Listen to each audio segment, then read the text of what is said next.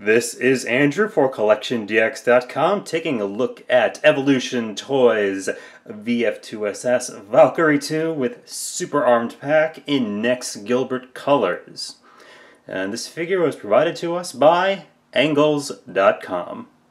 So as I covered the main figure itself in its own review, I'm going to put a link right here so you can check out basically the overview of the Valkyrie itself, its strengths, its weaknesses, and etc., etc. Because for this review, I'm going to focus on the changes and improvements and the super packs themselves for the review of Nexx Gilbert's version of the Valkyrie 2.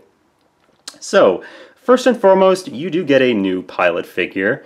Nexx he's kind of just snugly put in there. He is a unique sculpt from Sylvie and the Fairy Squadron pilots, because, he's a dude, and they did take the time to mold him as just a little tiny Bin Shimada, who is kind of irrelevant to the plot. I don't know. But, anyways. Another major difference between these two figures is Nexx's Valkyrie is made with plastic that has a nice, more subtle matte finish, and not the shiny, smooth finish that the original Sylvie release had. I haven't handled the Fairy Squadron version, so I can't tell you how that one looks.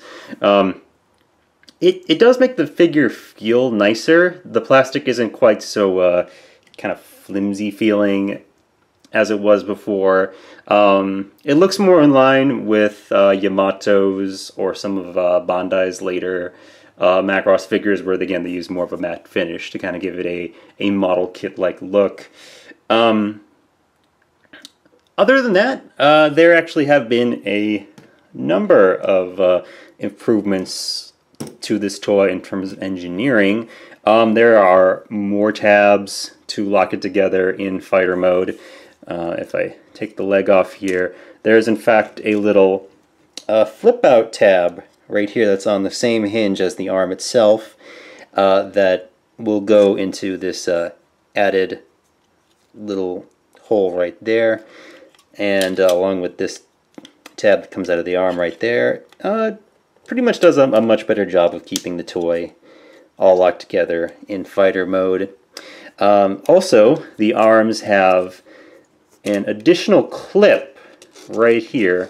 You can see it's just a little L-shaped clip that goes underneath and just kind of helps keep everything in place for fighter mode. So the arms now have a nice solid locking position.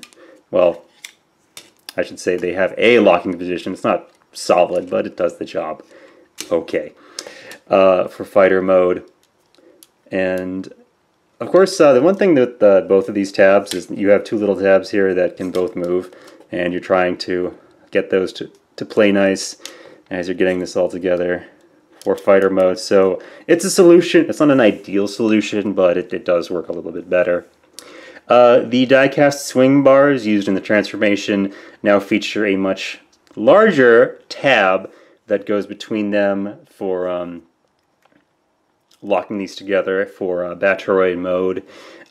It's interesting, this is kind of like a little multi-level rectangle thing here, and they did change the sculpt here where it's like, yeah, it's wider at this end and narrower at this end.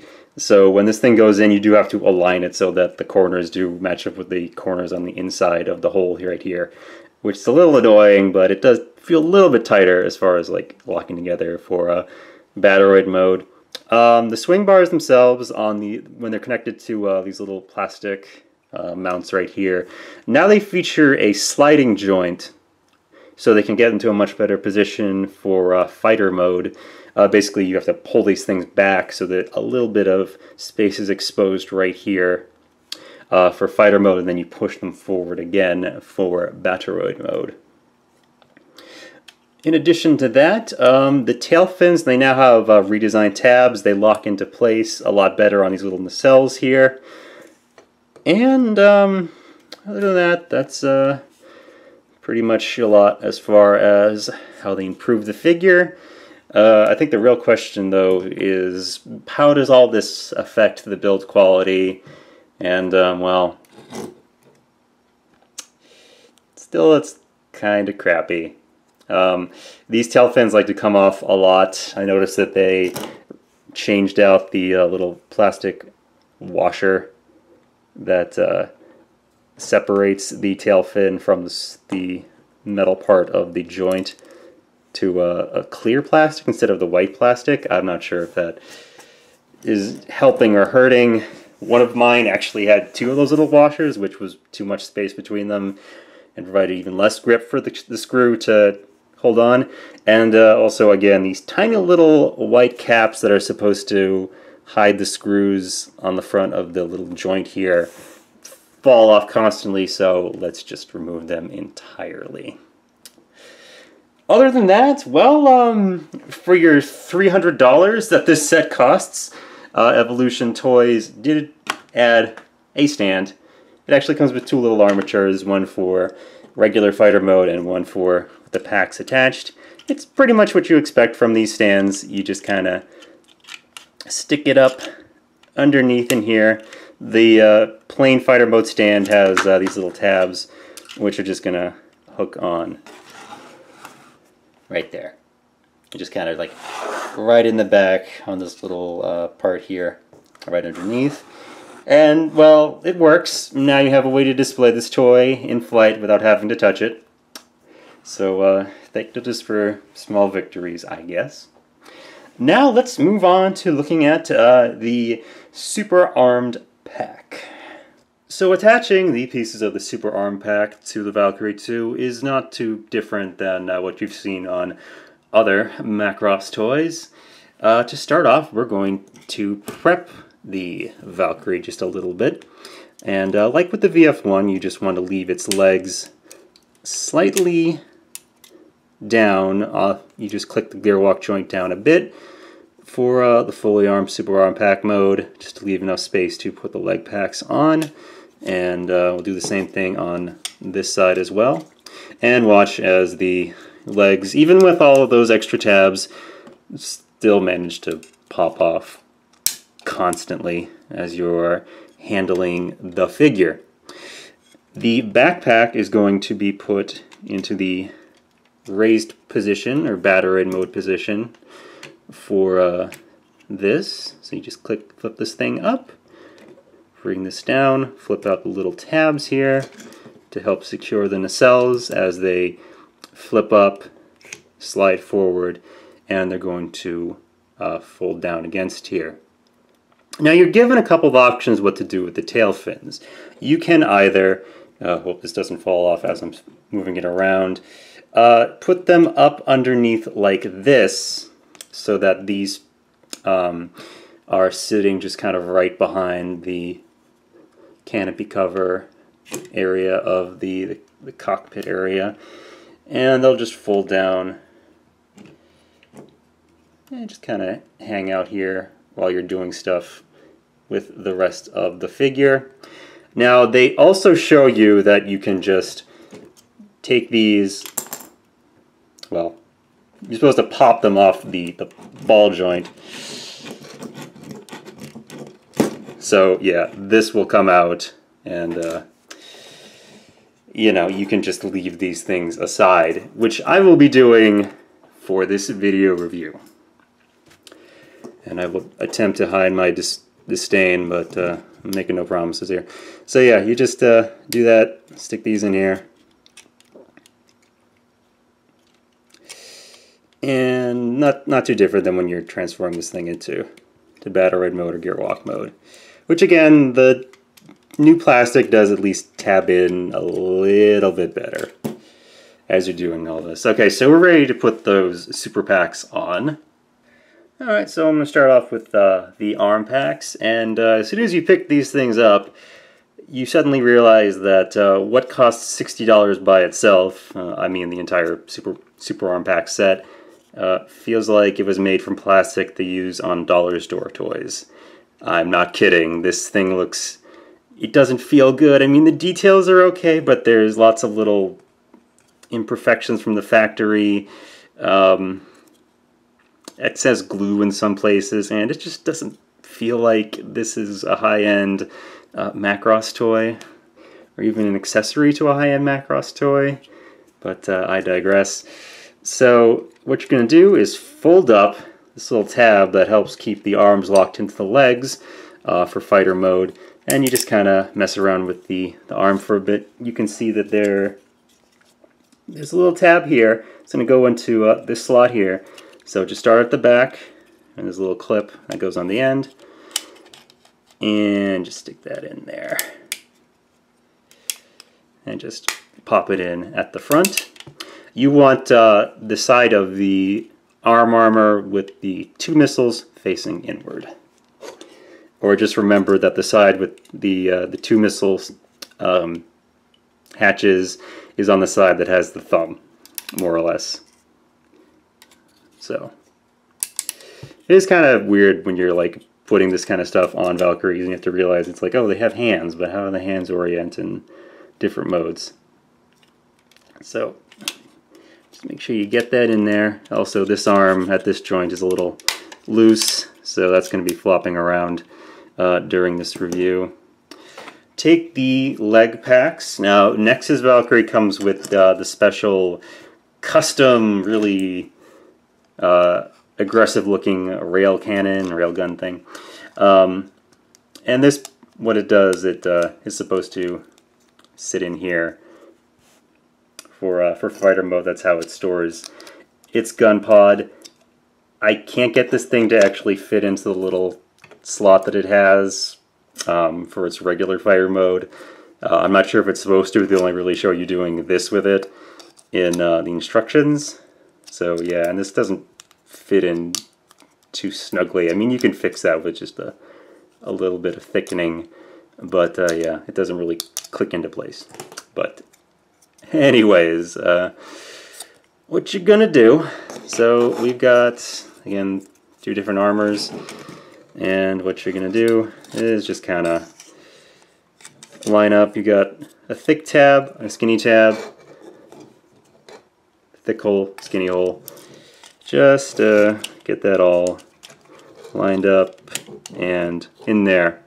And unfortunately, there is nothing that connects this to the legs or anything in the body like on Yamato's Valkyrie toys with their VF-1 super packs. So yeah, you're just kind of stuck with all this stuff flopping around and really just held on by the original tabbing scheme that it used to have.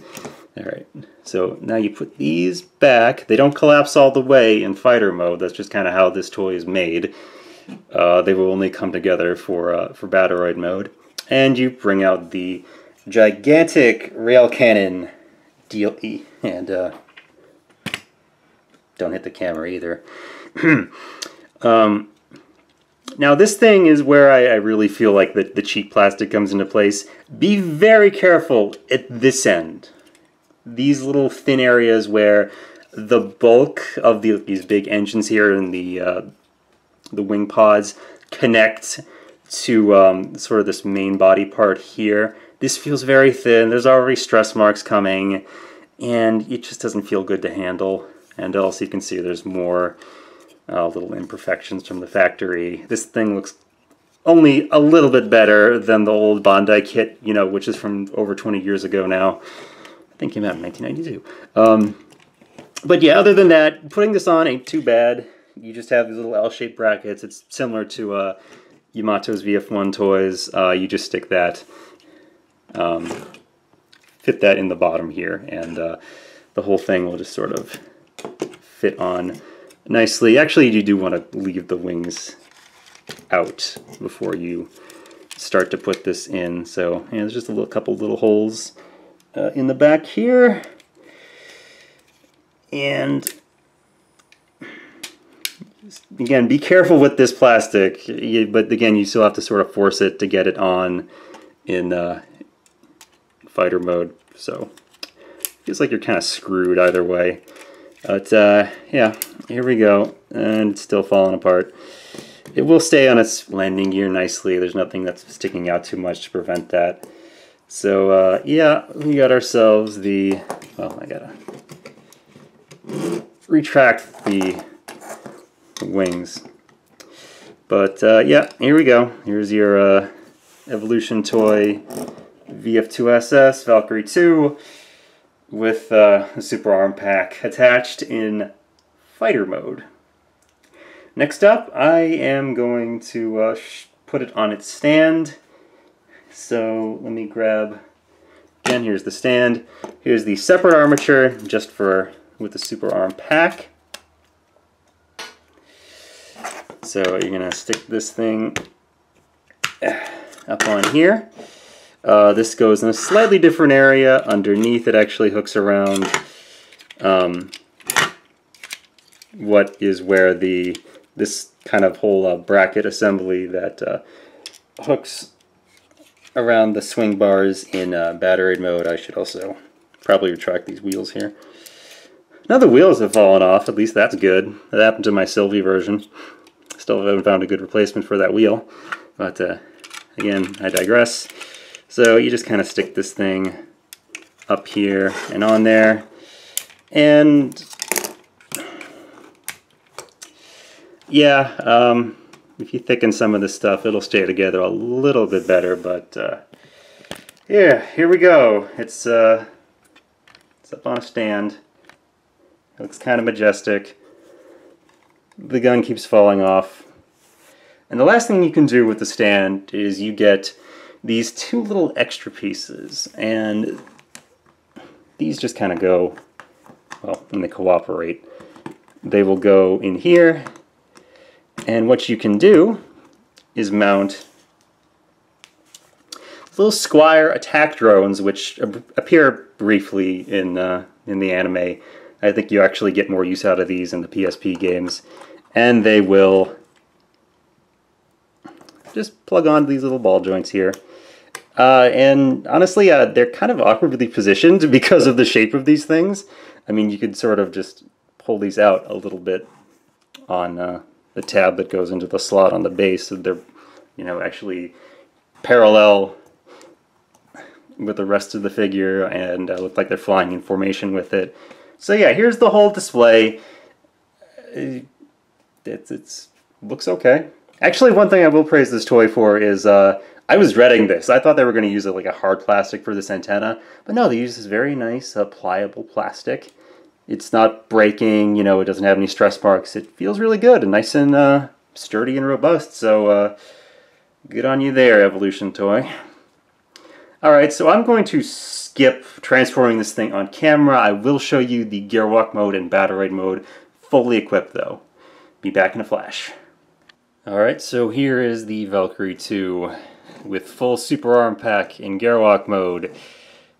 Transforming it while leaving the packs on is not the worst thing I've ever had to do. I think that would probably go to Bandai's VF-9 Advanced.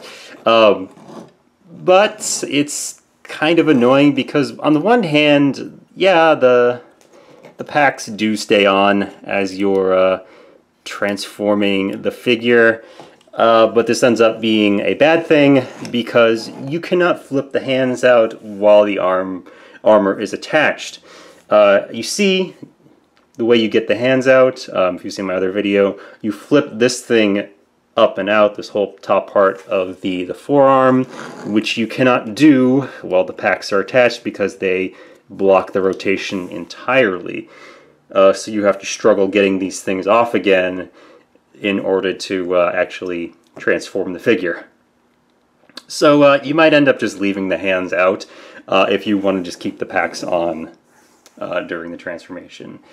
Also, I should say, I didn't mention this before, Nexx's version of the Valkyrie, I think it only comes with the new custom railgun, which, it stays in the hand pretty well. There's a nice thick tab in the palm that goes into the handle of the gun. I say this because with my figure, the standard small-sized railgun, it just wasn't in the tray. They used the same tray for the Valkyrie itself, and they just added second and third one for the super packs and the stand, the whole stand assembly. But yeah, this was just missing. So I'm not sure if it doesn't come with it or if someone just forgot to include it. But yeah. One thing you can do with this gun, if you have it, I have this for my Sylvie version, is the way the VF-2SS store is supposed to store this is you just kind of shove these in here for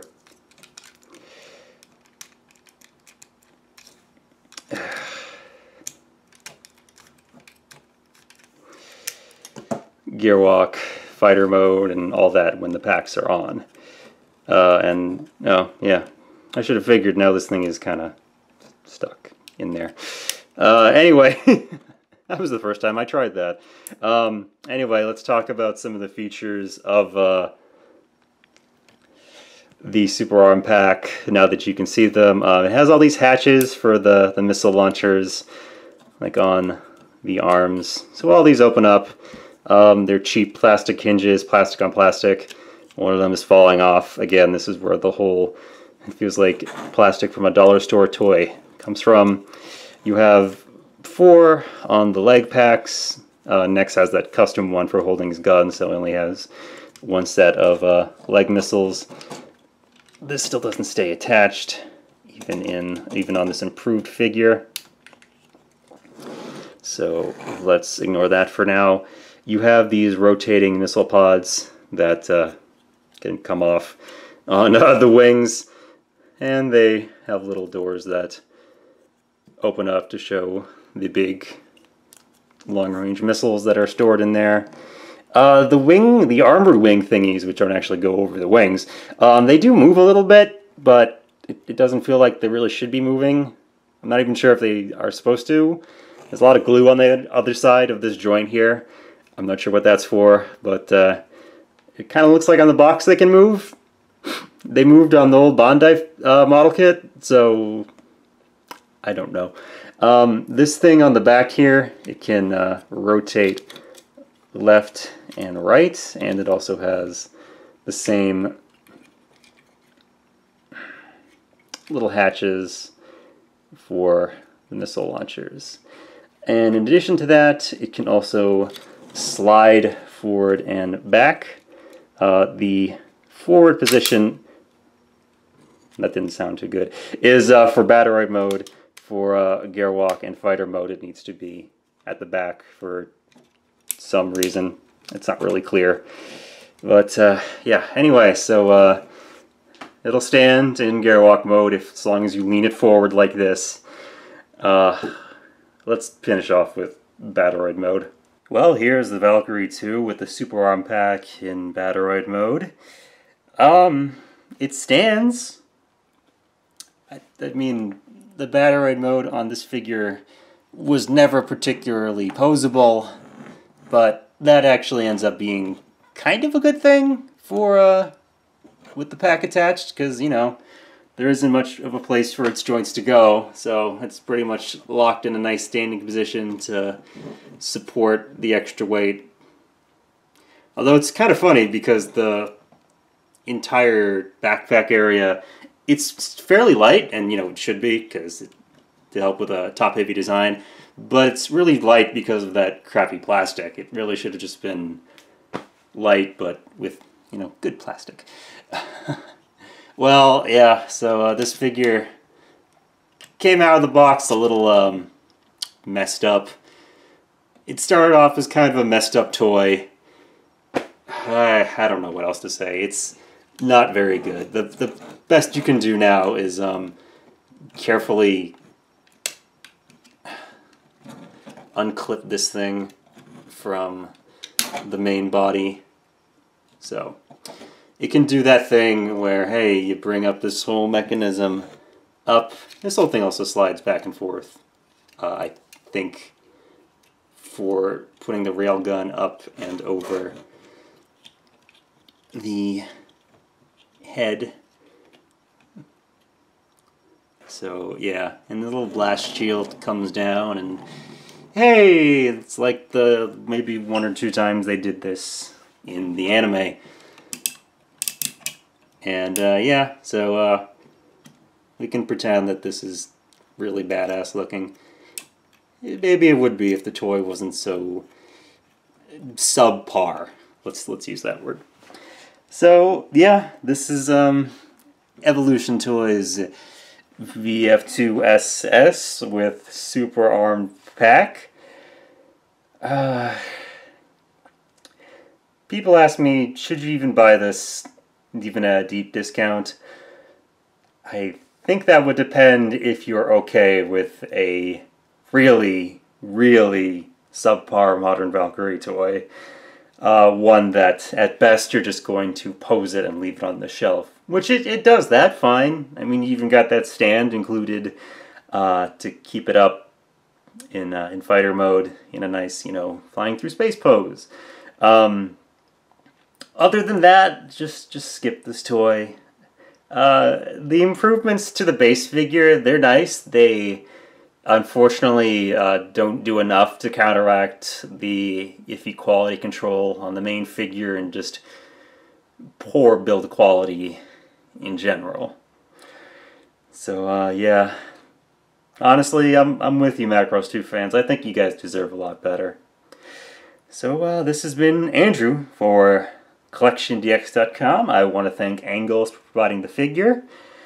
As always, please support our sponsors at CollectionDX. They help keep the lights on, and they allow us to take a look at some toys that maybe aren't really worth spending any money on. Yeah, well, sorry, Nexx. You managed to lose the love triangle, I guess, and your toy is still kinda crappy.